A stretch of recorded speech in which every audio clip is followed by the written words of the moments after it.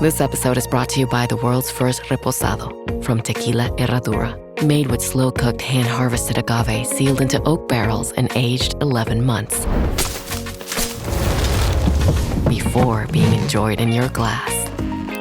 Experience the world's first reposado, Tequila Herradura. Please drink responsibly. Responsibility.org. Tequila Herradura. 40% alcohol by volume. Imported by Brown-Forman, Louisville, Kentucky. Herradura is a registered trademark. Copyright 2025 Brown-Forman Corporation.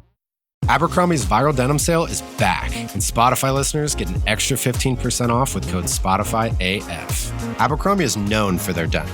With 30 to 50% off all jeans, find out how denim should fit. Shop the viral denim sale in the Abercrombie app, online, or in stores. Valid in stores and online through August 11th, 2025 in U.S. and Canada. Excludes clearance, price reflects discount. Code valid in U.S. and Canada through August 11th, 2025. Exclusions apply. See details online. You know, if a celebrity reaches out to you by way of a DM, it's a scam, right? But what do you do if it actually is a celebrity? No, it is not. I said, what if it is? Exactly. That's how you get scammed. Even if you know it's a scam. And with that, welcome to What the Hack, the true cybercrime podcast. I'm Adam Levin. I'm Beau Friedlander. And I'm Travis Taylor.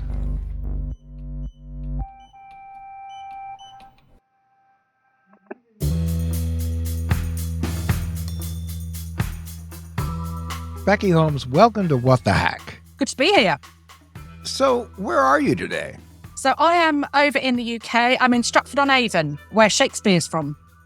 Do they know for a fact that he's from there? I've been there. It was kind of disorienting, the whole being where Shakespeare was thing. Yeah, I mean, his houses are around here. Do they know it was his house, though? Well, you've got his mum's house, his wife's house. If I were to look out of my window, I'd be able to see his wife's house from my window.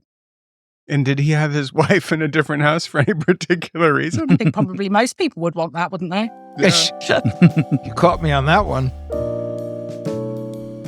So, Becky, has he been communicating with you on X, by the way? I've had nothing from Shakespeare as yet, but I'm not ruling it out. You know, it could happen. I've seen people pretending to be Michael Jackson coming back from the grave. So, you know, we'll see. What Adam's getting at is Becky Holmes' book, Keanu Reeves is Not in Love with You, The Murky World of Online Romance Fraud. And it is unmissable at your bookstore. It is a gorgeous yellow and hot pink cover with hot pink Keanu Reeves eyes, because he's a mask, because it's not really Keanu Reeves. So how did this book happen? How did you start this project? The whole thing came about completely by accident. I didn't set out to do this initially. I set up a Twitter account during lockdown because I was insanely bored. I'd done, like 20 jigsaws. I'd watched every single thing that had ever been made on television. I had nothing else to do, and social media was the only thing left. So I set up a Twitter account, and straight away, I just had lots of messages, direct messages from people saying, "Hi, you're so lovely, you're so beautiful, I think you're the best thing ever." And I was just blocking them, deleting them, assuming they were up to no good. And then when my boredom got so bad that I could barely take it, I just started engaging with them, and it ended up that I was wasting their own time for kind of my own amusement. How did you get involved in the world of online scams? I started putting the conversations up on my timeline, and other people on Twitter seemed to really enjoy it as well. People messaged me saying I've actually been a victim of romance fraud. So I then started looking into that and became completely obsessed with the subject. Did you get addicted to playing with these people who were approaching you on social media? Yeah, and I still am. No. And I have no intention of ever becoming unaddicted because I love it. So one of the hallmarks of addiction is obsession, right? Compulsion is another really important part of it. Now, if I were to create a new email address and send you a note saying, "Hey, I've been looking all over for you. I got your email address from your tailor.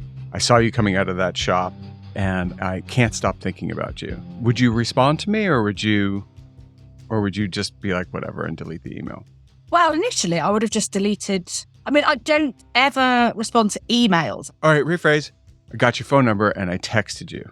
Oh, absolutely not. Anything comes through on my phone number, that is it, deleted. That's just like one step too close to home. Social media, Actually, I should also say I don't ever mess around on Facebook either. I get a lot of friend requests from people who are very clearly romance fraudsters because I recognize some of the profile pictures. But Twitter and Instagram, yeah, I'll pretty much reply to those. But is there something that turned you off to Facebook? I think with Facebook, as I started to learn more about romance fraud, I learned that one thing that fraudsters love is to be able to get new photographs. So if I was to accept a friend request from somebody, they'd have access to all of my photos that I don't put out on social media. And that's just a step too far because they could easily then make a clone account of that. I'm quite careful what I put out on Twitter and Instagram. Facebook is stuff. It's me and my partner going for a walk or my friends and I having a drink. And I want to keep that away from this kind of silly side that I have with the fraud world. So you mentioned recognizing scammers from their profile pictures. Now, pilot Mark Patrick, who you write about in the beginning of the book, does pilot Mark Patrick exist in many avatars all over the internet? Is there a photograph of an actual pilot that somebody has gotten through Facebook or somewhere and they're using it for scams? So that's a real guy. Yeah. And they're doing it. And so, and that's not uncommon. You just don't want to be a part of that particular game. Yeah, so I've already been approached by somebody pretending to be me, where they've used my photo to set up a fake account. So it's not a pleasant feeling. And I don't know, I just think with Facebook, there's something more personal about that. Well, I'm glad when I reached out to you that you didn't think it was Adam Levine that was trying to start up a conversation with you. So I didn't. I had a good look at you. Yeah.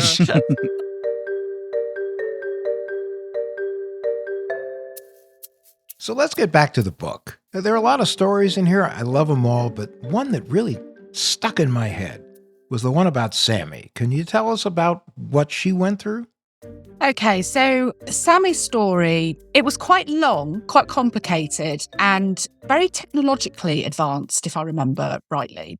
So Sammy was, when I spoke to her, around about the same age as me, so sort of early to mid-40s, and she was getting divorced. She had children, actually not particularly young, but sort of teens and upwards. And she'd been speaking to a guy who'd said that he was American, and I believe that he said that he was an engineer or a marine. It was one of the sort of stereotypical professions. Now, Sammy and this guy, they spoke for a really, really long time. And it was absolutely amazing luck for the fraudster because just after they started speaking, COVID hit, which meant that, of course, there was absolutely no way that they could meet in person. And it also meant that he had a reason to say that he'd lost his job. So, COVID hitting was a fraudster's dream because it just gave every single excuse that they could possibly need. They didn't have to come up with various reasons.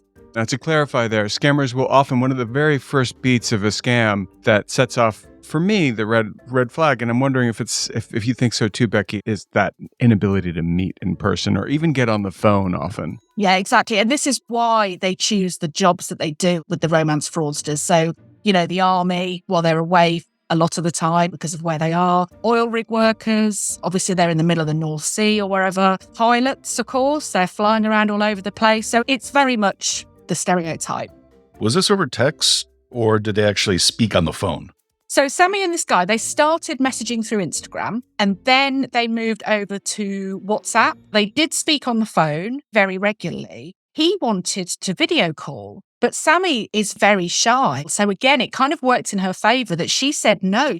When people were saying fraudsters won't want to talk to you on video chat, she was thinking, okay, well, in that case, he must be real. They spoke for quite some time. She sent money over to him. He had a lot of stories around his dad being poorly. He needed to fly various places. He needed to go somewhere for work. He needed to borrow money for equipment to start up a new business. There was a lot going on and it became very complicated. And at one point he said to her, right, you need to go onto my bank for me. They've locked me out. If I give you my details, can you please go in and sort some stuff out for me? Now, this was a really interesting one because people don't generally feel comfortable giving out their bank details. So it was an excellent way of making Sammy feel that they had this real connection, this real trust. So she said, okay, fine, I'll do what you need to. When she went onto his bank, everything was exactly as it should be, in inverted commas. It was his name, his date of birth, where he said he lived. And it said in there that there were a couple of £100,000. So she was thinking, wow, okay. And again, thinking that that's another sort of proof point that he's not a fraudster. She came out of the bank and continued to send money and to lend him money.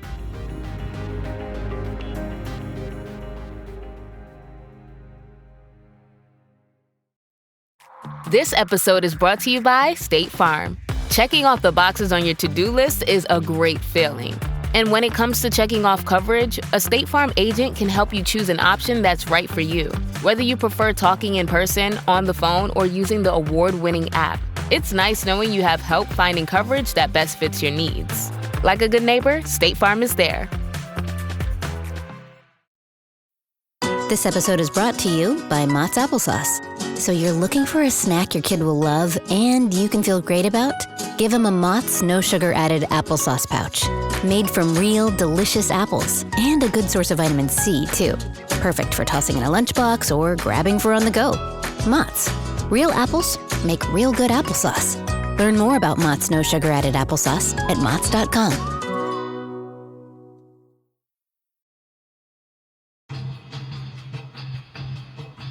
Now, the interesting thing about Sammy's story is that at one point, something happened where she thought, you're not who you say you are. He said, no, I'm not. And he rang her, he video called her. For the first time, she decided to answer. It was a young black Nigerian guy in his, I think he was about maybe 18, 19. He was really young. She said, well, who the hell are you? And he said, my name is Smith. He said that was his real name, that he'd been pretending to be this person for over a year. And when she said, why would you do this? He said, because there's no jobs here. I'm struggling. This is how I make my money. But here's the thing. He then said to her, look, I've done this. I feel awful about it. But during the course of what we've done here, I have actually fallen in love with you. And I do want to make a go of it with you. And I really hope that you can forgive me and we can start again. Okay, so Adam, you love this story. So what was the guy's name before he was Smith? He was Rob. Okay, so Rob, what a good name for a scammer. Sure. Rob was going King Billy Bomb Balls, as Ezra Pound would say, to get all of her money. And as collateral, he had shown that he had a lot of money, but it was tied up.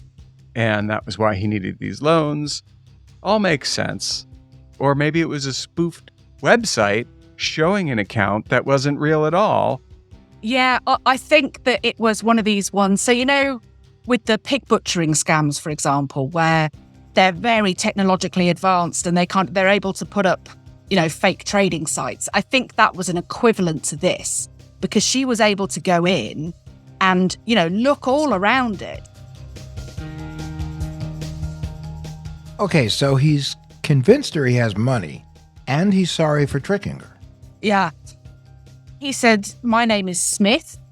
I have actually fallen in love with you. So she said, okay, let's give it a go. And she was, as you can imagine, it was an absolute nightmare for her because she'd been having this kind of intimate relationship with somebody who actually turned out to be younger than her eldest child. So they sort of tried to make it go long distance, but inevitably the trust wasn't there and it just kind of fell apart.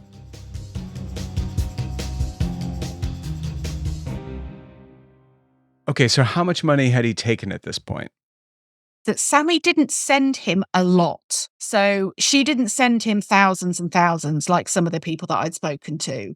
She'd sent him enough. But the last time that I did speak to her and this guy had stopped speaking and she still missed him. Even though she knew what had happened, she still really missed him. And she was still wondering whether, could it have been real? Did something just happen? You know, there was this real reluctance to let go of this horrible, horrible character.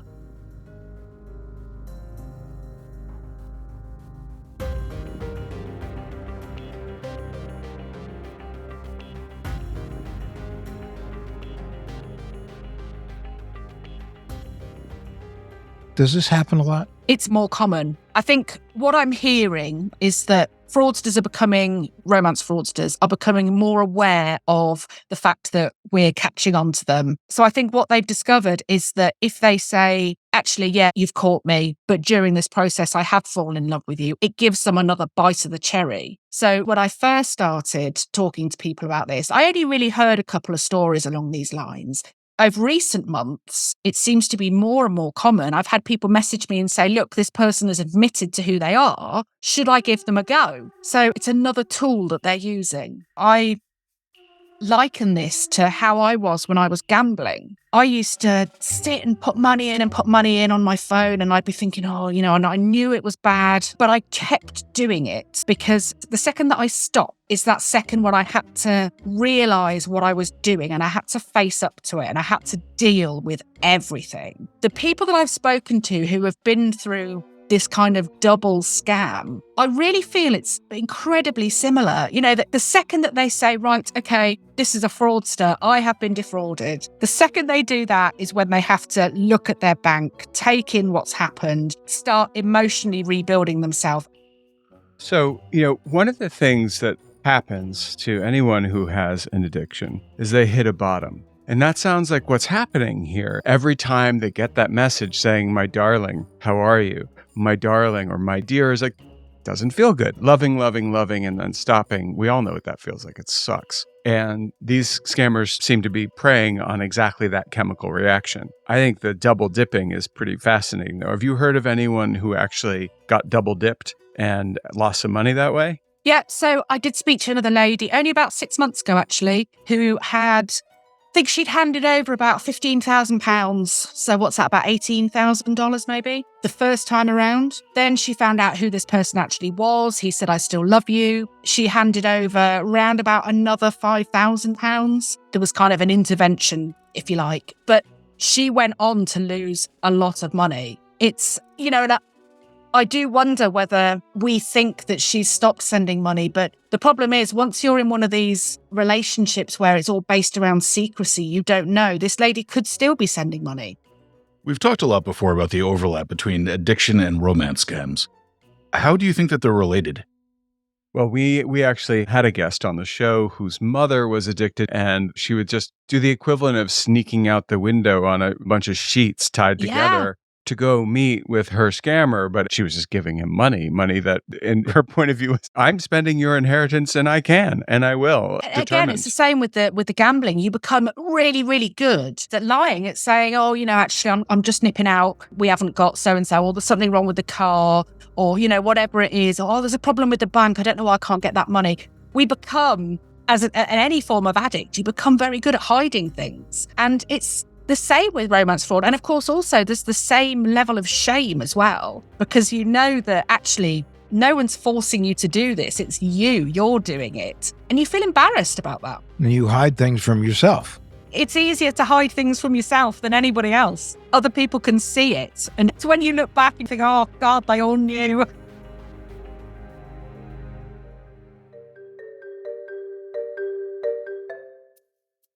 As with addiction, falling for a scam has nothing to do with intelligence. In fact, you talk about a detective, a very bright, accomplished woman who was a victim of one of these scams, right?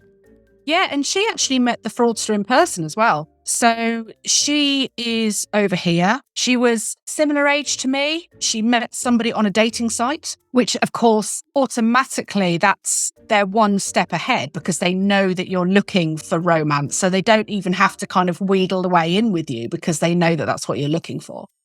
They met up quite a few times. He would spend the night at her house. She never got to go to his house. There was always a reason, but they were always kind of fairly plausible reasons. Now, something happened with his car, apparently, and he needed to replace his car. So he asked her if he could borrow some money. She was a bit funny about it, but she'd made it very clear to him that she was a detective.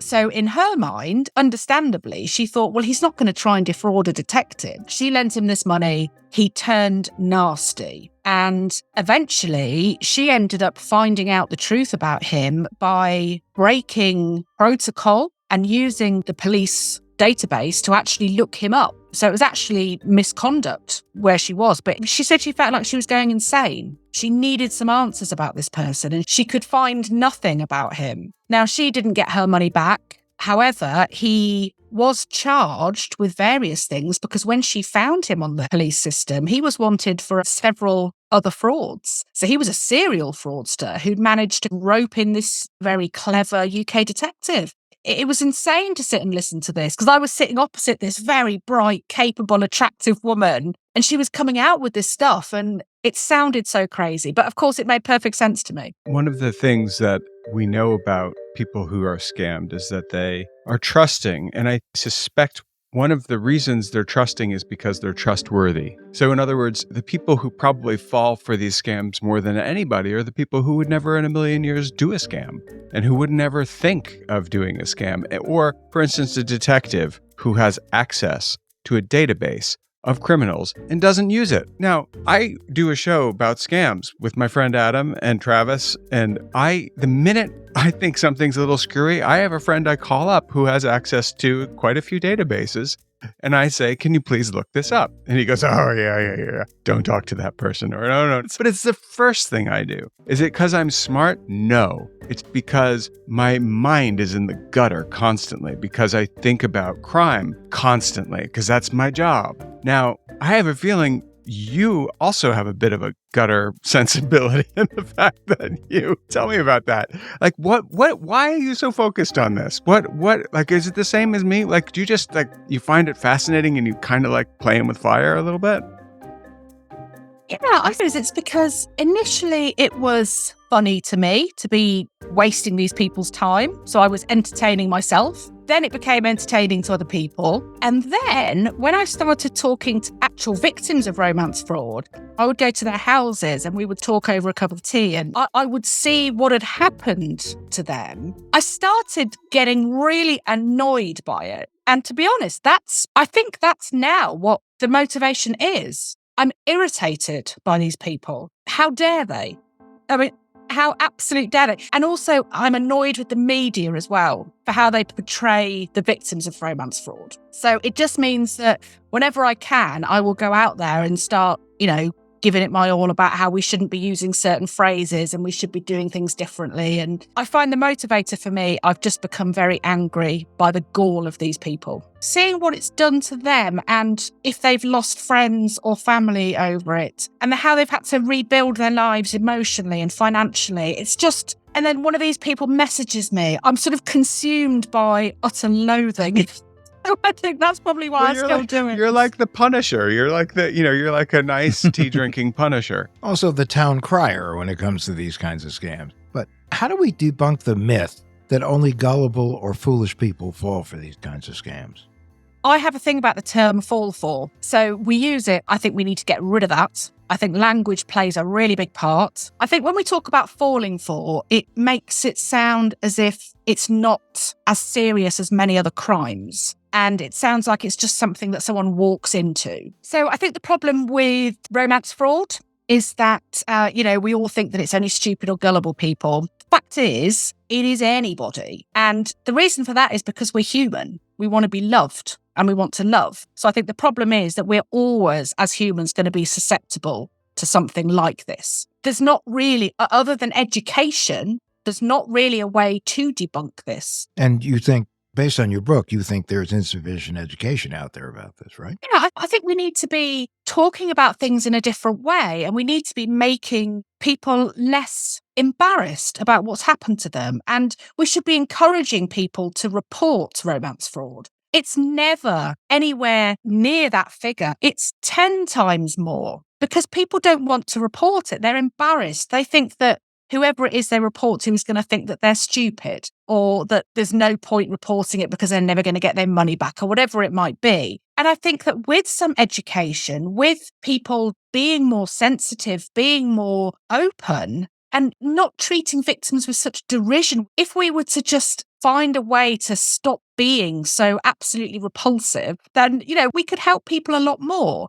Over here, if something comes out in the national press and it says so-and-so has lost £50,000 to a fraudster, if you go onto the online version of that story and you read the comments underneath, there will be hundreds, if not thousands, of people going, oh my God, what a surprise. Look at her, desperate middle-aged woman. I'm not surprised she fell for this. Blah, blah, blah. You never see anybody actually standing up for that person. It's quite incredible. We all jump on the bandwagon of having a go at somebody. How can we promote a more supportive environment for the victims of romance scams?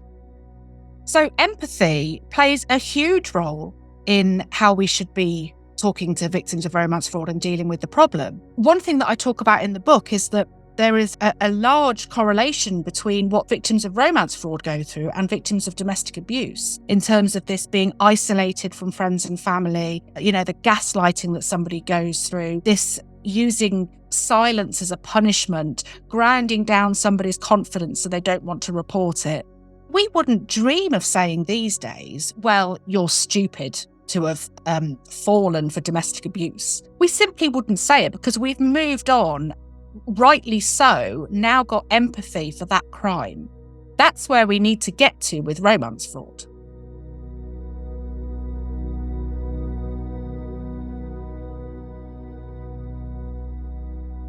We were talking about the detective who fell for a scam, but we haven't talked much about scammers. For every scam we learn about, there's 10 we don't know about. And for every 10 that we don't know about, there's probably thousands that don't get even started because the scammers suck. So, while there's this factor about being gullible or not gullible, there's also the other side of it, which is a clever scammer or an idiot. And so let's just say you have a super clever scammer. Well, I think you're toast. And this is exactly why I think that anybody is susceptible. And so what do you do? I've always said this about dating apps, and I know that it's easy for me to say I've been in a relationship for a while, but I wasn't always, and I was on those apps. But I met my current partner in the dog park, walking my dogs. And there's something to be said for that face-to-face. There is. I think this is where obviously COVID was brilliant for the fraudsters because we couldn't really do that. And now, of course, online dating is so common. In fact, if you're single and you're looking for a partner, that's what you do. I met my fiance on Tinder. Undeniably, the dating apps are a thing, but maybe one of the things that we need to drive home is don't leave the app. Don't leave this whole the thing app. about them getting you onto another platform straight away, it's such a red flag. You've exchanged 3 sentences and they say, can I have your number? Or can I have your email? Or can we talk on Google Chat or whatever? No, you can't. Stay where you are. No.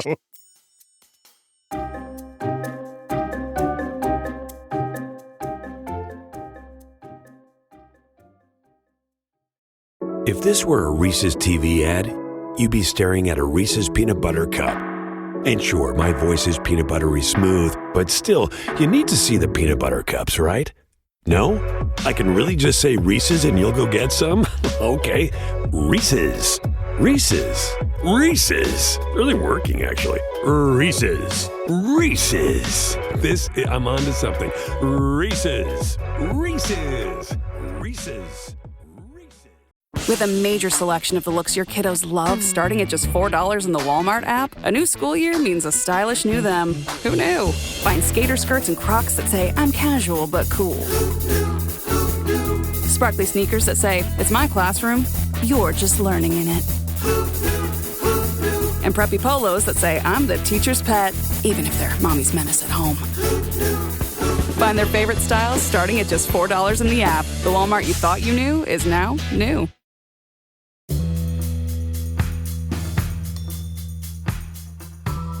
So you're really interested in scams. I mean, you wrote a great book about them, but you have your own story.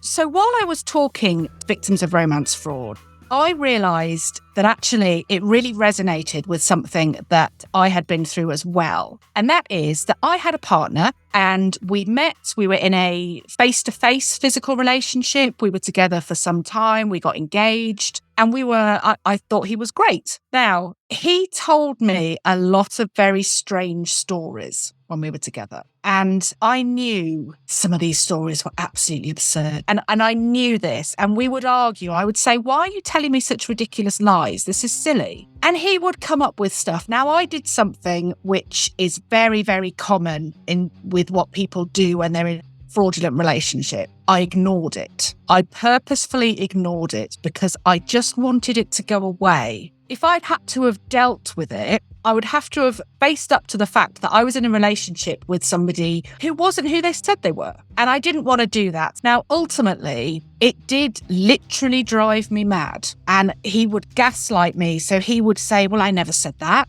And I would think, but you did. I've got that down on a message. I've got it on my phone. And then he would tell me that I must have sent it to myself. And I was going slowly more and more insane with this. Now, I'm a clever person. I've got a first-class degree. I've got lots and lots of post-grad qualifications. I'm an intelligent woman. But I just went along with it because I didn't know what else to do. And I wanted this so much to be real. I wanted him to be who I thought he was initially.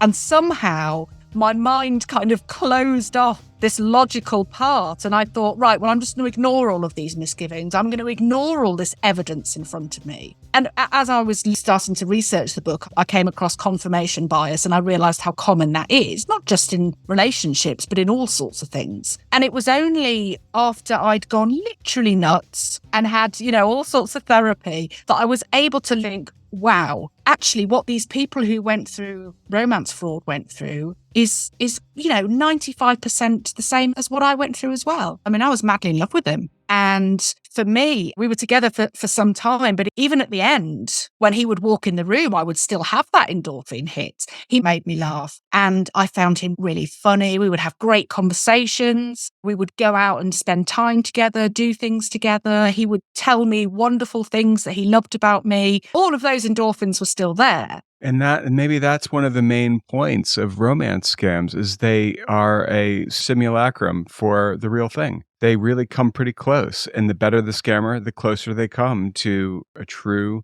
experience of being in love. And we all know that being in love feels good. Well, we also have a truth default bias too, which is where we want to believe that people are always telling the truth, even where in our hearts we think maybe that's not the case.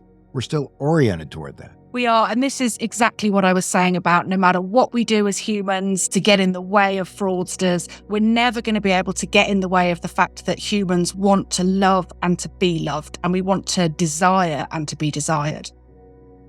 While I was researching the book, I actually spoke to a chap called Professor Timothy Levine, who came up with the truth default theory. And he was fascinating. He said how, as human beings, we believe the vast majority of what we hear because we have to. Now, when I was talking to him, I was thinking, oh, that's rubbish. I'm really cynical. That's absolute nonsense. What are you talking about? How did you get to be a professor? Now, when I actually thought back on it, once we'd stopped speaking, I thought, he's absolutely right. If you think about every single thing that you do and you think and you say throughout the day, it's all based on assuming that it's true. You said that you were who you say you are. I believed it. I ordered a coffee from somebody today. They brought me the coffee that I asked. We undergo truthful transactions 99% of the time. So we do have that propensity to believe. And this is exactly what romance fraudsters prey on. I had a conversation with Timothy Levine about this, and it actually works both ways as well, because the fraudster is assuming that we're going to believe, and they're also assuming that we are who we say we are as well. So when I'm having a conversation with one of these people and I'm saying the most ridiculous stuff that I can possibly think of, he assumes that I'm actually coming out with normal stuff, which is why he doesn't double check. So it actually can work against them as well. Before we go, I guess the big question is, how do you tell the difference between genuine romantic interests and potential scammers when you're talking to them online? Oh, it's a tough one. And just on cue, my actual fiance has just walked through the door, just talking about how to find out whether someone online is actually into you or whether they're after your money. Oh, well, meet them. You're no use. Go away. Sure. I thought that was pretty good advice.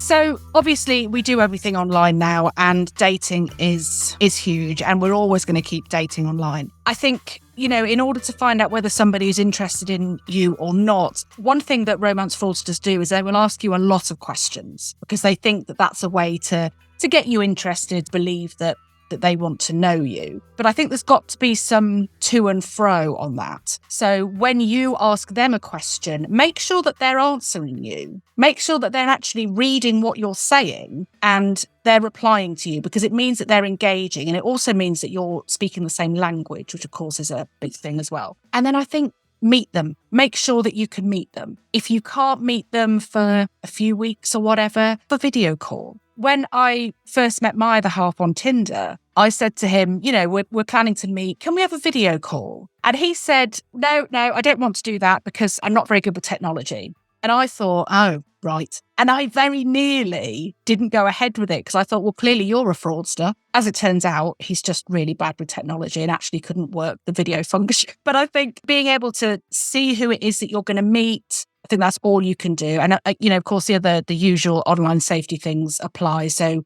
let somebody know where you're going on your first date, that kind of thing, if you're meeting a stranger. So is that where Keanu Reeves comes in? Do you know, I could leave Keanu Reeves. I'm not particularly fussed about him.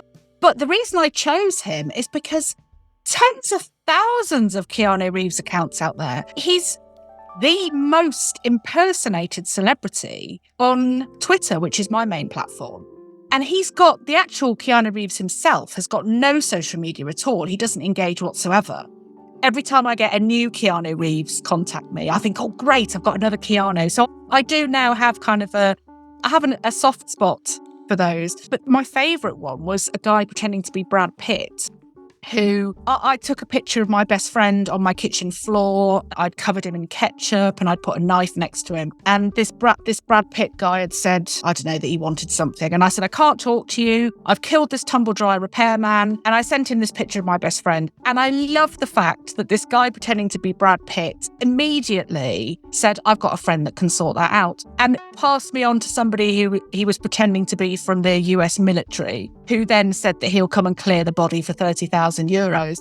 It was seamless that, Brad Pitt, this guy would have this kind of amazing contacts. General Mark Milley, he was pretending to be, who I believe at the time was about as high as you can get in the American military. Chairman of the Joint Chiefs. There you go. I've got his email address now, Adam. Anyway, Becky, this has been awesome. I loved your book. Oh, I'm really pleased. I love your Twitter, and we so appreciate you coming on our show. Oh, I've loved it. You're more than welcome. Once again, the book is called Keanu Reeves is Not in Love with You. It's by Becky Holmes. It's published by Unbound, and you can get it wherever you get books. Thank you very much.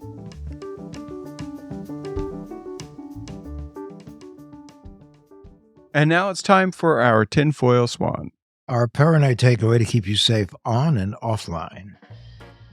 Have you guys had the talk with your children? They're a little young for that, but they know about the tooth fairy. I think Beau means the other talk. Well, there are a few, I guess. I'm talking about the sextortion talk. I mean, I probably did have it with Jaeger before he knew what I was talking about, but in an age-appropriate way. Be careful with people you meet online. Don't send pictures, stuff like that. Yeah, I mean, we just call it stranger danger, but they're not really online just yet, so... Well, you've heard me say it before, but it's worth repeating. When you're online, you're in the worst neighborhood in the world on the drunkest night of the year. So, listen, how do you have the talk? Well, what you said works, but I think you can get the idea across without... Socioeconomic cliches, maybe? Touché. Sextortion targets young people by starting a conversation. It seems like a love connection, but unlike a real connection, it quickly veers into an exchange of photographs, usually nudes. And younger people just might not understand that they're being targeted. A major red flag is being asked to move a conversation to a messaging app like WhatsApp. The scammers need you to be somewhere that isn't moderated. I mean, the goal's always the same. Pay up or I'll send your nudes to the people closest to you. At the end of the day, you gotta tell your children that the internet may seem like fun, but it can be dangerous. And that they shouldn't send nudes? I mean, yeah, totally. But most importantly, the door should be kept open for your kids so they can come to you if something does happen. Oh, and you accuse me of cliches. Leaving the door open isn't really a cliche, Oxford boy. It's a metaphor. Just because it's a metaphor doesn't mean it's not also a cliche. And that is our tinfoil swan.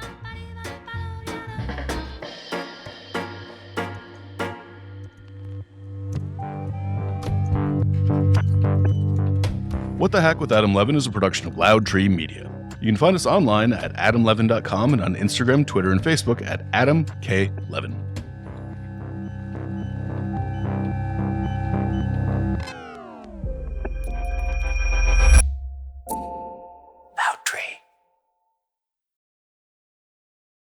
Behind every empire are the people history tried to forget. Lost Roman Heroes tells the stories of the remarkable characters who shaped Rome from its mythical beginnings to its final fall. Each episode blends armchair storytelling, sharp historical insight, and a bit of humor to bring these lost figures to life. From generals to scientists, from rebels to empresses, from priests to politicians, these lost Roman heroes have one thing in common. They stood up for civilization when the bad guys threatened, and in doing so, they changed the course of human history. If you're into history that's vivid, surprising, and deeply human, this show's for you. Behind every great meal is a person with a story to tell. Hear them on Culinary Characters Unlocked, the podcast that reveals the lives behind the food. Hosted by me, David Page, Emmy Award-winning journalist and creator of Diners, Drive-Ins, and Dives, as I talk with everyone from culinary legends to mom-and-pop standouts about the creativity, grit, and passion that shape the food we love. Follow Culinary Characters Unlocked on Apple Podcasts, Spotify, or wherever you get your podcasts.